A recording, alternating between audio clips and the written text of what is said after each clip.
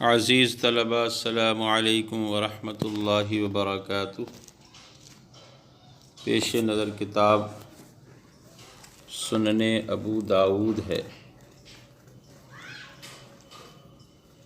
جس کے مصنف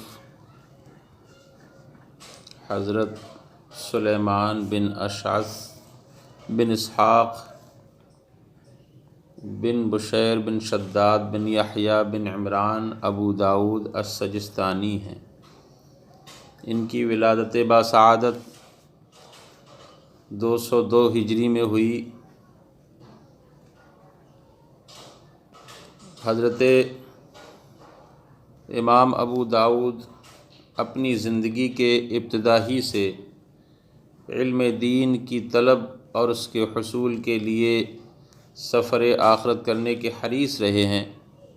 بغداد میں 220 ہجری میں پہنچے، جس وقت ان کی عمر مبارک فقط 18 سال تھی، اور 222 ہجری میں شام کا سفر اختیار فرمایا۔ اسی مناسبت سے ان کے حصے میں احادیث کی وہ اسناد آئیں جو کہ امام مسلم کے بھی حصے میں نہیں آئیں۔ کہا جاتا ہے کہ اسناد کے اعتبار سے امام ابو داؤد امام مسلم سے فائق تھے، بلکہ انہوں نے امام بخاری کے شیوخ سے مشارکت کی، اور اس کے سوا کسی نے امام بخاری کے شیوخ سے روایت کے معاملے میں مشارکت نہ کی۔ امام احمد ابن حنبل کی صحبت کو لازم کر لیا، یہاں تک کہ امام احمد کے بڑے اصحاب میں ان کا شمار ہوتا ہے۔ امام ابو داؤد نے اپنی سنن بھی حنابلہ کے فقہی طریقے کے مطابق مرتب فرمائی۔ انہوں نے علی بن مدینی، یحییٰ بن معین، محمد بن بشار سے سماع حدیث کیا۔ مکہ مکرمہ میں قعنبی سلیمان بن حرب سے سماع کیا، جبکہ ان سے مسلم بن ابراہیم، عبداللہ بن رجا، ابو الولید طیالسی، موسیٰ بن اسماعیل اور بصرہ کے اہل علم نے حدیث کی سماعت کی۔ بصرہ میں سکونت اختیار فرمائی اور وہیں سے علم کے دریا عالم اسلام میں بہائے۔ متعدد بار بغداد شریف کا سفر کیا۔ حضرت سلیمان بن اشعث سجستانی کی ولادت باسعادت سجستان میں ہوئی، اور طلب حدیث کے شوق میں بصرہ کا رخ فرمایا اور اسی میں سکونت بھی اختیار فرمائی۔ ان کا اکثر سماع حضرت سلیمان بن حرب سے ہوا کرتا تھا، اور اسی طرح ابو النعمان ابو الولید سے بھی۔ پھر شام اور مصر کی جانب رخ کیا اور عراق کو زینت بخشی۔ اپنے بیٹے ابو بکر کے ہمراہ دیگر مشائخ کی جانب بھی سفر اختیار فرمایا۔ نیشاپور کا بھی سفر اختیار کیا۔ ان کے صاحبزادے نے اسحاق بن منصور سے سماع حدیث کیا، پھر سجستان کا رخ کیا۔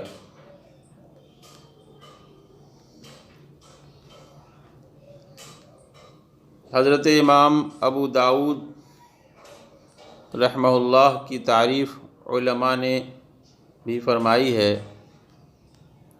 امام ابو داؤد اپنے دور کے امام مانے جاتے تھے۔ کوئی بھی شخص ان کی معرفت کے بغیر علوم دینیہ کی تخریج نہ کر سکتا تھا۔ ان کی نظر اپنے زمانے میں ہر ایک پر ہوا کرتی تھی۔ ایک ایسا متقی شخص جس نے امام احمد سے ایک ہی حدیث سماعت کی، لیکن امام ابو داؤد کی نظر اس راوی پر بھی ہوا کرتی تھی اور اسے بھی ذکر کرتے تھے۔ احمد بن محمد بن یاسین کہتے ہیں، امام ابو داؤد اسلام کے حفاظ الحدیث میں ایک ہی شخصیت ہوئے ہیں جو کہ حدیث کا علم، اس کی علل اور سند کو جاننے میں یکتائے زمانہ تھے۔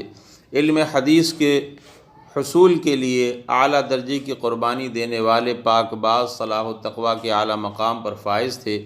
حافظ موسیٰ بن ہارون کہتے ہیں، امام ابو داؤد نے دنیا میں حدیث کی خدمت کی اور آخرت میں جنت کے مستحق ہوئے۔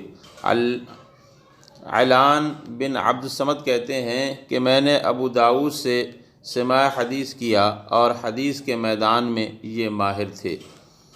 امام ابو حاتم بن حبان کہتے ہیں، امام ابو داؤد ائمہ حدیث کی دنیا میں فقہی، علمی اور حافظ الحدیث ہونے میں یکتائے زمانہ تھے۔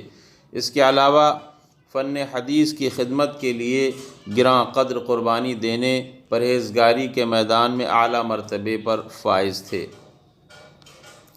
امام ابو داؤد اتباع و تسلیم سنت کے اعتبار سے سلف صالحین کے مذہب پر گامزن تھے۔ انہوں نے علم کلام کے دقائق میں کود پڑنے کو چھوڑ دیا تھا۔ اعمش اور ابراہیم علقمہ سے روایت کرتے ہیں، حضرت عبداللہ بن مسعود ہدایت اور رہنمائی کرنے میں سید عالم صلی اللہ علیہ وسلم کے مشابہ تھے، اور حضرت علقمہ اس معاملے میں حضرت عبداللہ کے مشابہ تھے۔ حضرت جریر بن عبد الحمید کہتے ہیں حضرت ابراہیم نخعی اس حوالے سے علقمہ کے مشابہ تھے، اور منصور حضرت ابراہیم کے مشابہ تھے۔ ایک قول یہ بھی کہا جاتا ہے کہ حضرت سفیان ثوری حضرت منصور کے مشابہ تھے، اور وکیع حضرت سفیان کے مشابہ تھے، احمد حضرت وکیع کے مشابہ تھے، اور امام ابو داؤد حضرت امام احمد کے مشابہ تھے۔ عزیز طلبہ، امام ابو داؤد نے سنن ابو داؤد کی تیاری میں جو اسلوب اختیار کیا ہے وہ یہ ہے کہ امام ابو داؤد نے اپنے حساب سے صحیح احادیث ہی نقل کی ہیں۔ چنانچہ فرماتے ہیں کہ اگر روایت میں کسی قسم کا ضعف ہو تو امام ابو داؤد اسے بیان کر دیتے ہیں۔ جن احادیث کی سندوں میں ضعف ہو یا علت خفیہ موجود ہو، امام ابو داؤد اسے بیان کر دیتے ہیں، اور جس حدیث کی سند کے بارے میں کلام نہ کریں وہ عموماً صالح للعمل ہوا کرتی ہے۔ اس کتاب میں امام ابو داؤد نے فقط احکام سے متعلق احادیث لانے کا التزام کیا۔ چنانچہ فرماتے ہیں میں نے زہد و تقوی اور فضائل کے عنوان پر احادیث نہیں جمع کیں، بلکہ فقط احکام سے متعلق 4800 احادیث جمع کی ہیں۔ ایسا بھی ہوتا ہے کہ کبھی حدیث دو صحیح طریقوں سے مروی ہوتی ہے، اور ان میں سے ایک طریقہ سند میں راوی مقدم ہوتا ہے، یعنی اس کی سند عالی ہوتی ہے، اور دوسرا طریقہ حفظ میں بڑھا ہوا کرتا ہے۔ بس ایسی صورت میں امام ابو داؤد پہلے طریقے کا ذکر کر دیتے ہیں۔ امام ابو داؤد نے اس کا ذکر اپنے مکتوبات میں فرمایا ہے۔ متن میں زیادتی ہونے کی صورت میں ایک ہی حدیث کو 2 یا 3 سندوں کے ساتھ بھی ذکر کرتے ہیں۔ حدیث طویل ہونے کی صورت میں کبھی اختصار سے بھی کام لیتے ہیں تاکہ سامعین کو باب کی غرض سمجھنے میں دقت نہ ہو۔ اگر حدیث متعدد اسناد سے مروی ہو تو امام ابو داؤد ایک ہی جگہ تمام اسانید ذکر کر دیتے ہیں۔ بسا اوقات حدیث میں ضعف ہونے کا بیان بھی کر دیتے ہیں، راویوں کے اسماء و کنیت بھی ذکر کرتے ہیں، حدیث سے منکر کا بھی بیان کر دیتے ہیں۔ چنانچہ باب الوضوء من النوم میں فرماتے ہیں وہ حدیث منکر لم یروہ الا یزید ابو خالد الدالانی۔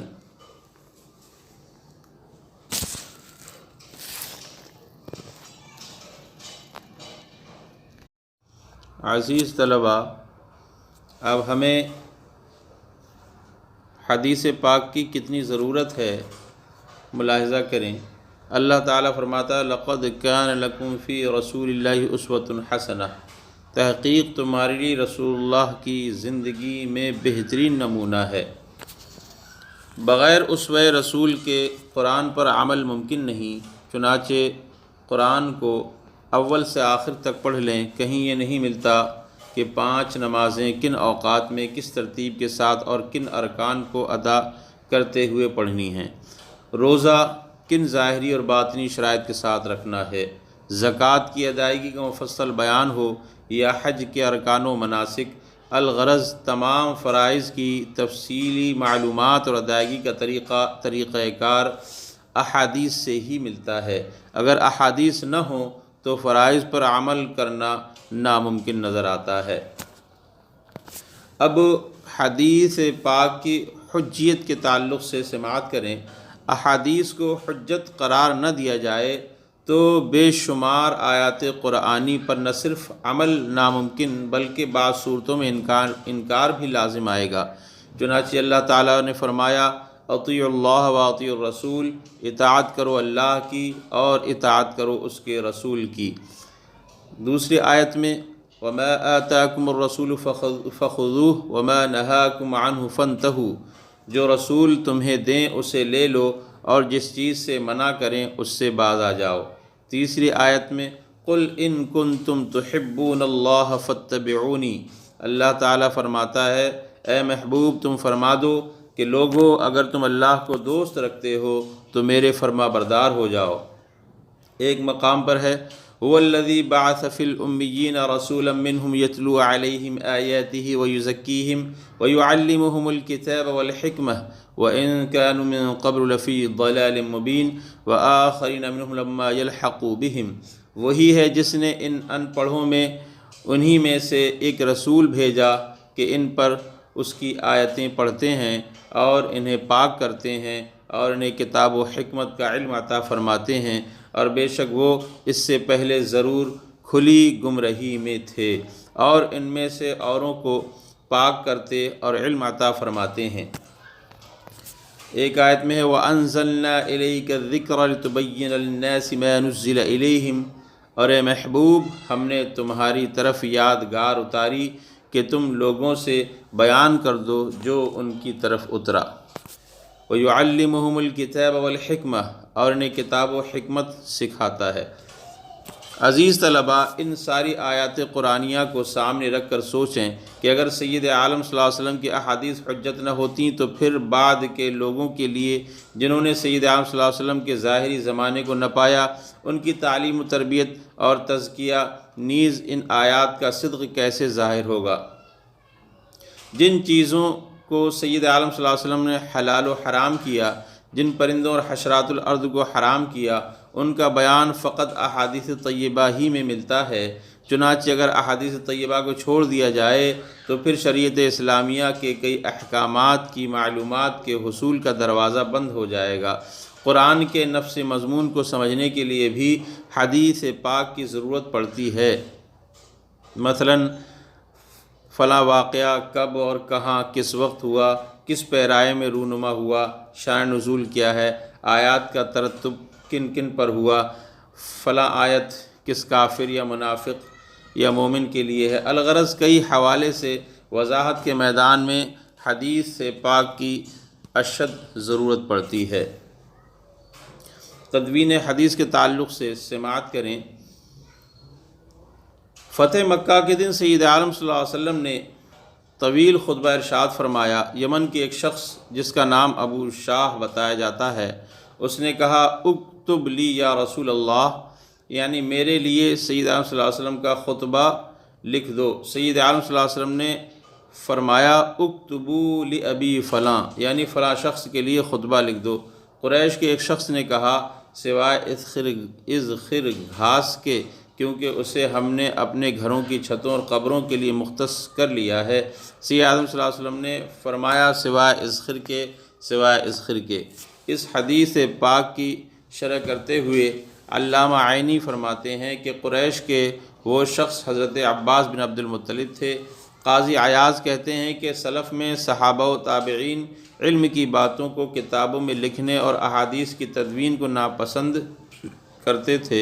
انہی میں سے قول ابو سعید کا بھی ہے، وہ کہتے ہیں کہ ہم نے سید عالم صلی اللہ علیہ وسلم سے کتابت کرنے کی اجازت طلب کی، لیکن سید عالم صلی اللہ علیہ وسلم نے ہمیں اجازت مرحمت نہ فرمائی۔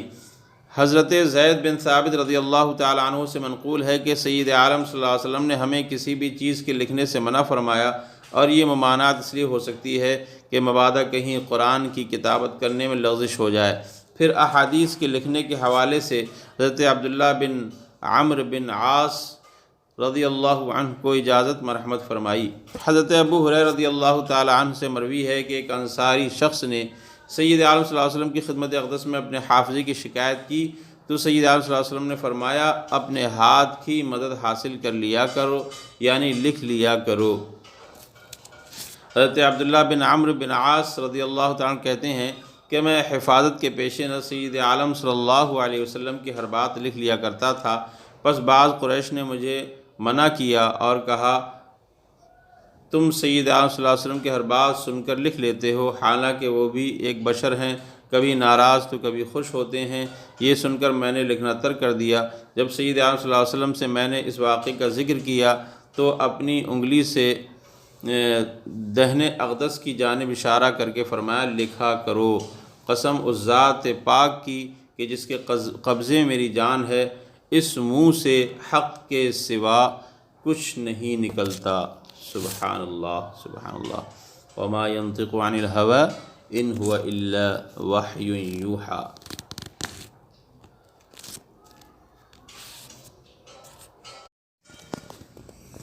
عزیز طلبہ، حدیث پاک کی تعریف سماعت کریں۔ حدیث کی تعریف دو طرح سے کی جاتی ہے، علم حدیث روایتاً اور علم حدیث درایتاً۔ چنانچہ علم حدیث روایتاً وہ علم ہے جس میں سید عالم صلی اللہ علیہ وسلم کے اقوال، افعال، اوصاف پر بحث کی جائے، اور علم حدیث درایتاً وہ علم ہے جس میں راوی اور مروی عنہ کی حیثیت سے بات کی جائے۔ اس کی ایک تعریف یہ بھی کی جاتی ہے کہ حقیقت روایت، اس کی شرائط، اقسام، احکام، راویوں کی حالت، ان کی شرائط، مرویات کی قسمیں وغیرہ جو بھی سند کی حیثیت سے متعلق ہوں، علم درایت کے زمرے میں آتے ہیں۔ حدیث پاک کی کئی اقسام ہیں جن کی ایک طویل فہرست ہے، وہ آپ مطالعہ کرتے رہیں۔ مثلا صحیح لذاتی کسے کہتے ہیں، صحیح لغیرہ کسے کہتے ہیں، حدیث عزیز، غریب، مشہور، متواتر، مرفوع، موقوف، متصل، معلق، مرسل، معضل، مضطرب، یہ ساری اقسام آپ کو مل جائیں گی۔ ان کو اچھی طرح ذہن نشین کریں اور مطالعہ کرتے رہیں۔ انشاءاللہ تعالی اگلے درس میں کتاب کا افتتاح ہوگا۔ والسلام علیکم ورحمۃ اللہ وبرکاتہ۔